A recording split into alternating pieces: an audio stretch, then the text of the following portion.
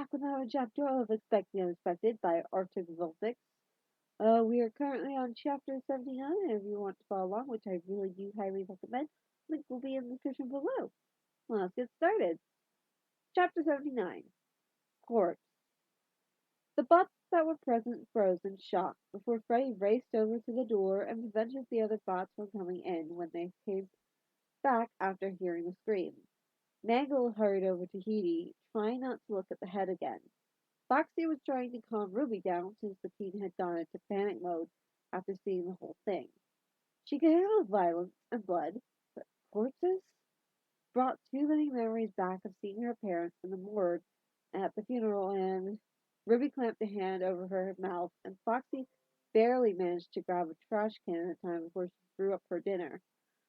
Hedy was breathing sharply, on the verge of her own panic attack. She could handle twisted machinery like a pro, because that's what she was. But she drew the line at humans. Even Ruby's occasional injuries always made her anxious beyond the usual worry. She could barely stand horror movies. Nope, she squeaked in a sing-song tone. Nope, nope, nope, not okay. Not okay at all. Nope, not in my job description. She took a breath to stop the rambling. This whole time, Jerry muttered, with gritted teeth. It was not the first time he'd seen a body, of course, but it was always tough, and this, in particular, was a definite shock. They left him. Oh my God! They left Michael. They freaking left Michael in there. Did no one ever check? He groaned with a violent shudder, sympathetically gagging a bit as Ruby continued to throw up. Suddenly her eyes drifted to the rest of Spring, and she paled in horror and disgust at the realization she was sitting next to the rest. She recoiled, almost falling off the table, and barely stifled another scream before she climbed down from the table faster than she should have, Mangle having to catch her. Ruby seemed to have realized the same thing, adding in the fact that she had stabbed a human body. Her throwing up started over while Foxy gently rubbed her back. Do something, he snapped at Jeremy, but he could hear some slightly desperate edge to his voice. Freddie was busy keeping the others out of the room. Mangle was checking on Hedy and trying to keep calm while Foxy was busy with Ruby. Puppet was just standing on the other side of the room uselessly, so that left Jeremy. Thank goodness Goldie wasn't there. She'd have completely freaked out. And who knew how the ghost kids would have reacted. What the hell do you think I can do about it? Jeremy snapped helplessly. He didn't handle dead bodies. Something. Well, that was helpful, the man shot back sarcastically. Despite his panic at Foxy's demand, he looked around, making the decision to dart into the kitchen and return with a couple of large trash bags, one of which he tossed over Spring, comforting him like a blanket. The other he held awkwardly, his body viciously protesting what he was about to do. His entire body full against him as he used the trash bag to pick up the human head, moving as quickly as he could and trying to sort of scoop the head into the bag without touching it. He cringed dramatically as he felt the highly disturbed texture through the plastic over his hand and made a very unmanly noise of discomfort and disgust. I wouldn't say dramatically. I feel like that's valid of him cringing because that is no gross. Anyway, Ruby groaned and closed her eyes. Foxy grimaced as he rubbed her back. Mangle was doing a fantastic job of ignoring everything else in the room and focusing on Hedy. They left his damn body in Spring, Ruby muttered, still hovering over the trash can. They were planning to have kids play with him. Well, there was a decomposing human body inside the suit. Her anger was slowly overtaking her horror. Probably how he was able to possess Spring permanently, Puppet said, with a carefully mutual voice. Foxy was just wondering how the heck they were getting the rest of the body out. He shuddered in a way that sunk into his endo, squashing the sudden horrible reminder of Felix. His hand went to his chest subconsciously. Yeah, he said, unsure why she felt so sure of that reasoning. Maybe, and she wasn't definite about it, but maybe knowing the ideal circumstances for possession had something to do with her unique little ghost issue. He looked back at Spring and moaned as she realized something horrible. unknowingly having asked herself the same question as Foxy. It was her who was going to have to clean the body out, or else risk someone else damaging Spring further in the process. Crap. Something settled in her gut, an unfamiliar feeling, somewhat like that strange apology the building gave her earlier. And she calmed down a bit. Not very much, but she noticed it nonetheless, immediately disliking the building poking its way into her mind. The weird feeling also reminded her she hadn't explained to anyone how she had gotten attacked yet, and she worried Ruby would blame herself when she had time to think about the deal again. She took a shaky breath, whispering under her breath, "Ghost, ghost, nope, I don't like this, I don't like this, I don't like this, nope, not at all, nope, nightmares for a month." She rooted around her bag for her sharpest knife. "Ruby, you should probably take the toys to their room and stay there." As she said it, her face clearly said she wished she could join them. Jeremy stared. "What?" "I've gotta clean them out," he said, visibly upset and disgusted about it. Jeremy tensed. "What? No! Call your cleaners or something." He was loath to illegally dispose of a body. It was so wrong on so many levels. What choice did they have? Phoebe shook her head. The cleaners would damage Spring more if they tried. "No," Ruby groaned as she shakily got to her feet. She focused on her anger. That would keep her going until she could break down while she was alone. "I'm not leaving. I'm seeing this through to the end." Foxy didn't look pleased with that answer. He looked half a second away from physically picking her up and making her leave. "I just got caught off guard." She was still pale, but looked determined. "Besides, you really shouldn't be alone in the building right now. You or your brother." When she got blank looks in return, she sighed and rubbed her face tiredly. "My deal got Michael out of Spring, not the building." She stressed the words. "Michael?" Mangle mouthed in a weird mix of horror and confusion. She just noticed the use of that name. He's earlier mentioned having gone right over her head in the chaos. She was uncertain if the Michael the girls were talking about was who she thought it was. She shot Foxy and Freddie questioning looks, but they didn't look like they knew any more than she did, and looked just as concerned. He ignored the fox. "Michael can go screw himself. He's too much of a coward to show himself right now," he said, her eyes instinctively flashing in a certain direction further in the building. She didn't even notice herself doing it. The puppet did. "And even if he did, he doesn't have enough energy to try anything physical as a ghost," Hedy continued. "They struggle enough just making themselves visible, much less interact with anything without a body. He can't do anything. You're still got him, Ruby." "I'm still not going anywhere," Ruby stated stubbornly. She was still a little pale, but otherwise looked fine. "Besides, my deal didn't seem to help much," she added bitterly. He frowned and checked her knife, staring at Spring and trying not to get sick as she tried to set herself up. She glanced over to the door where Freddie was still keeping the toys out. They could still hear her, just not see Spring from where they stood. "I told you, it wasn't the deal. It wasn't your fault." The teen tore her gaze away from Spring to look at Hedy with a frown. "What are you talking about? I made the deal, and he got around it somehow." She glared. "You going to explain now?" The toys, Chica and Bonnie, fell silent from where they were listening so they could hear better. Freddie still didn't let them through, though. Um, he mumbled, chuckling awkwardly with all eyes on her. "Well, your deal protected bots and humans, not ghosts." "Yeah?" Ruby drew out the word as she tried to figure out where he was going with this. "They were pretty unlikely to cross his path, and if they did, they could just vanish. Besides, he couldn't do anything to them. What's that got to do with it?" He nodded and bit her lip. "Well, by those rules, you could technically hurt ghosts if they," she waved vaguely, "were, say, trapped and somehow able to be physically hurt. Like if they—" "He is a ghost," Puppet interrupted abruptly, knowing he would gamble if she was thinking too hard or too disturbed.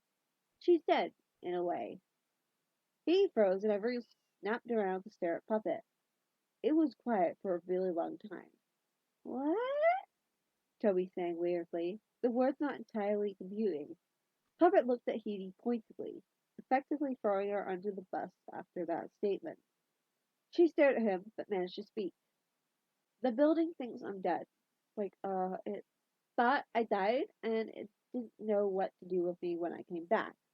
So it treats me like a ghost, like the kids. At least, that's the reason I came up with. She blinked. But how the frick do you know? She pointed at Puppet accusingly as Jeremy made a strange spluttering noise and sat down in a chair. He gloated, Puppet said shortly. He scoffed. Oh, of course he did. Well, yep, yeah, I'm dead apparently. She shot the others a sheepish smile. Let me know if my face starts falling apart. Jean cried out from the door and tried to duck under Freddy's arm, clearly free. You're a zombie? Bonnie caught her and held her back from going in the room. Toby looked like he was about to glitch and fall over. Hedy winced. No, no, I was trying to make a joke, Chief. I'm alive. I'm okay. I'm breathing. I got a pulse. Not a zombie. Mangle gave her a look that clearly said she wasn't impressed with her attempt at humor. Foxy just groaned. Freddy stared at her, arms still across the door to deny entry, while the toys argued that she couldn't be a ghost since she wasn't dead. Ruby seemed to have calmed down at least, and now sounded purely curious. The building can you as a ghost? Because you almost died here? Shook thoughtful. Makes sense. That explains how he got you, and why you keep turning the heat up. The bots were still trying to process this. He groaned, glad Ruby didn't freak out, but wishing she wouldn't have noticed the heating thing. It was already on her mental list of little coincidences that made sense in hindsight, like the fact she never ate at the pizzeria. It wasn't that the pizza was bad, though it wasn't great either, but she knew there was salt in the food. She never ate anything she brought from home either, but she had always thought she just lost her appetite. Then she was starving when she left in the morning. Mangled worriedly took the sides of Hedy's head, making the mechanic look her in the eye. She glared. No, Mangle, I'm not joking, he said gently. It's weird. Mangle stared before she took her hands away and signed something. He frowned, not recognizing those particular gestures. She saw, can you? But that was it. But you're not dead, Toby protested from beyond the door again. He didn't get it at all.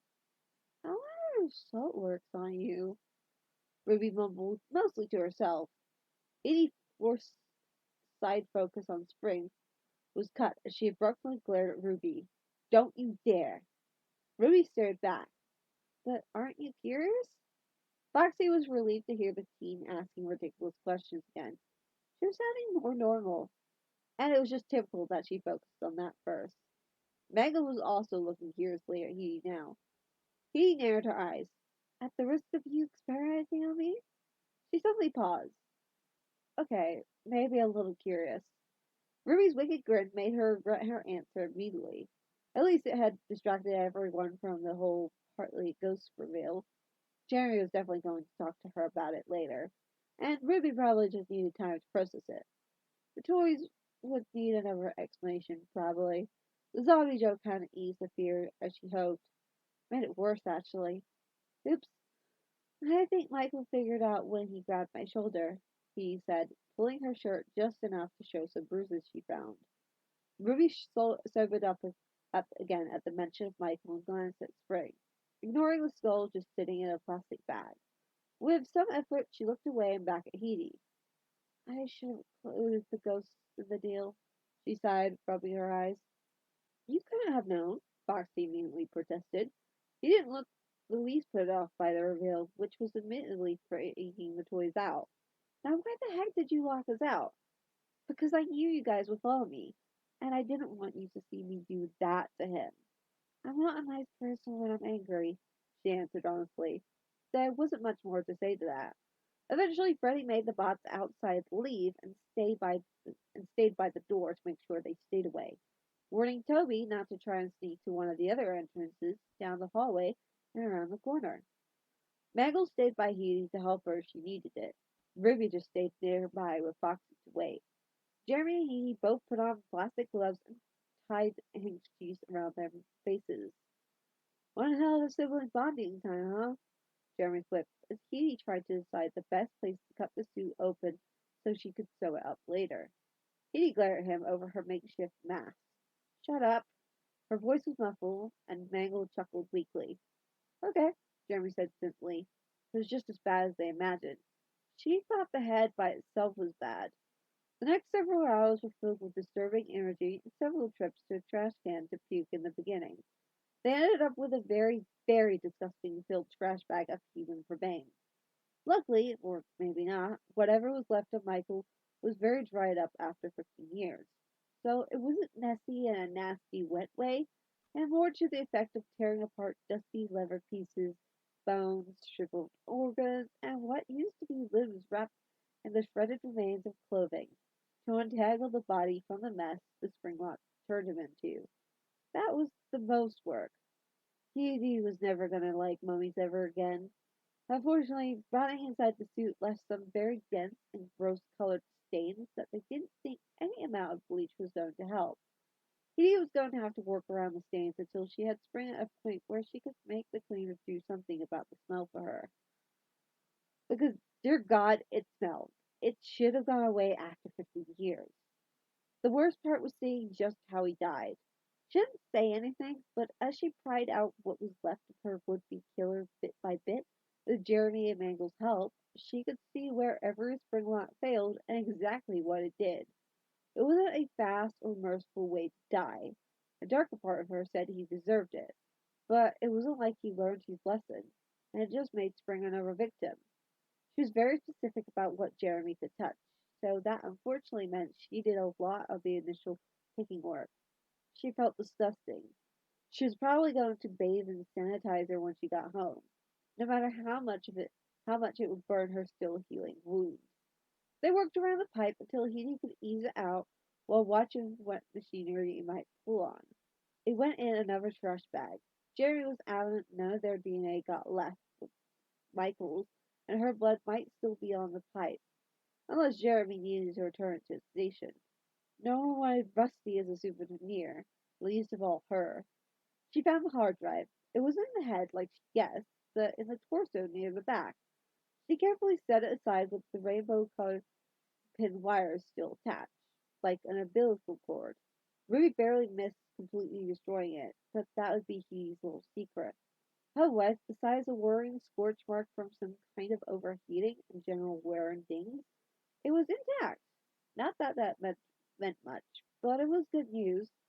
Ruby alternated between pale and green throughout the entire process, while Foxy looked on in disgusted horror. He couldn't help but think about how Spring would feel about this. Maybe it was a blessing that he hadn't woken up yet. Hopefully he'd only wake up when he was clean and repaired.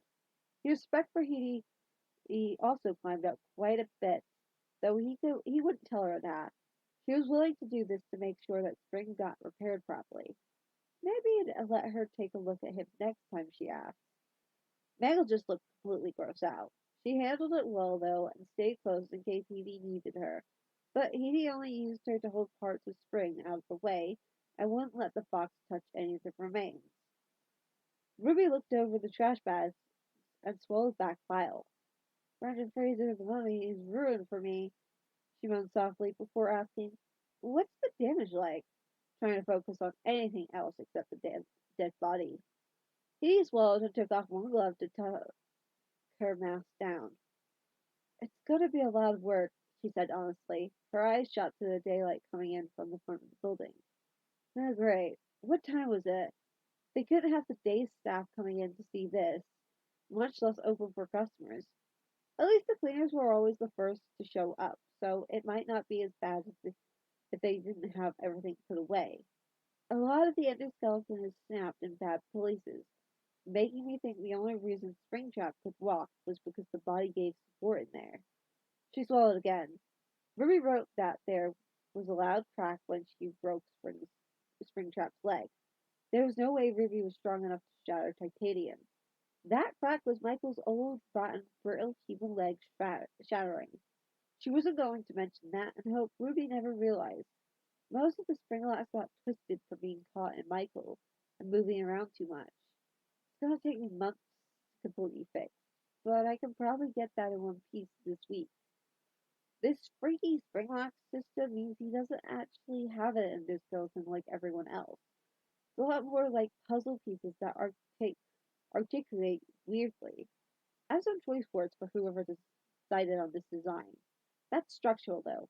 The hard drive looks okay, but most of the circuitry is fried or rusted or plain shattered. She held up a small green and silver circuit board snapped in half with thin wires torn away.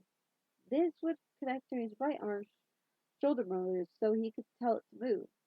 I'm gonna have to replace a lot of the circuit boards and motors. What do you need?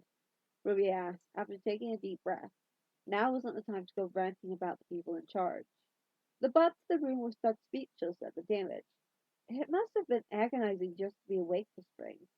Now they were hoping he'd stay offline until he was repaired completely. She looked back at Ruby. Some of the circuits looked like they were handmade, as if someone cast a silicone in a mold and made them from scratch. I could probably sketch out a blueprint someone can follow. She seemed a little distressed. I don't even know anyone that makes custom ordered chips, though I'm sure they exist. I bet maybe I can learn how and figure it out myself. She wasn't a chemist, but she didn't want to sound hopeless. I don't really have the equipment for that, but ordering is going to cost a lot if I find someone. I could get some of the other stuff, so I'm going to have to take it out of everyone else's repair budget. She shot Mangle a look. Don't do anything stupid for the next 3 months at least. Mangle fidgeted. I know a guy, Ruby told her. Give me blueprints and a list of what you need. I'll make the management up your budget. This should have been looked at before spring even got here, so it shouldn't come out of everyone else's repair budget. Hedy was relieved at Ruby's solution. He was an early model, so everything was handmade. Puppet suddenly spoke up. Him and Goldie. Hedy glanced at Puppet and frowned. How much do you remember about how they were made? She had way more questions, like who made them, but if Puppet knew about the system, maybe he could help. So she wasn't making as many guesses. If he knew anything about what language the code was written in, that would help immensely when she went to check if Spring was corrupted. Then again, she was making an assumption about how much Mara knew or remembered, or even if he was willing to help. She doubted it. Then again, Ruby might force him to tell her what she needed. Puppet was staring at Spring with an odd expression. I assisted in building them, he surprisingly admitted. Ruby stayed quiet, knowing that Hedy would have more luck in convincing the grumpy bot to help willingly. She'd step in and he refused. Hedy looked at Puppet blankly as she turned the revelation over in her head. She stared for a good minute before saying, I need your help then.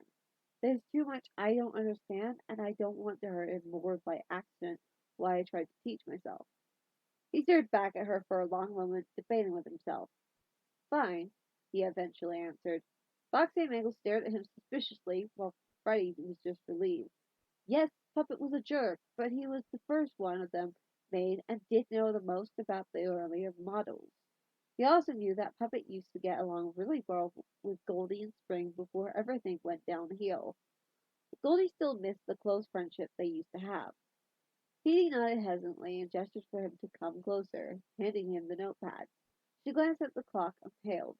We're going to have to move to parts and service. Abruptly, she started coughing from the person dust, hard, and gripped her middle in pain while she wheezed. Where are your pain meds? Jimmy scowled. He hadn't seen Petey take any more. She sheepishly grunted. I, ran out. All the cleaning effort was really starting to hurt. Dora didn't cut it anymore. Jerry yanked his bandana mask down and glared. What do you mean you ran out? The doctor was supposed to give you more. He shrugged weakly. He kind of left before he could. Jerry jumped. Hegwin, you said you were discharged. Are you telling me you convinced me to help you break out of the hospital? Maybe. Mangle gave an uneasy growl and took away the platters Hedy was holding and set them next to Spring. Hedy opened her mouth to argue, but had another coughing fit. She bent over, spitting blood in her handkerchief. Ruby blinked in surprise. Okay, maybe I'm a bad influence, she muttered. Foxy and Freddy can get Spring to parts and services. I'll deal with the manager and get in contact with my guy As long as Mangle keeps everyone else away, then you go get what you need. She didn't mention puppets since they'd just get into an argument if she did. I'll also make sure no one touches Spring until you get back, she promised. He groaned and rubbed her tired eyes, but nodded, in too much pain to argue. She weakly gave everyone a reassuring thumbs up before continuing to cough.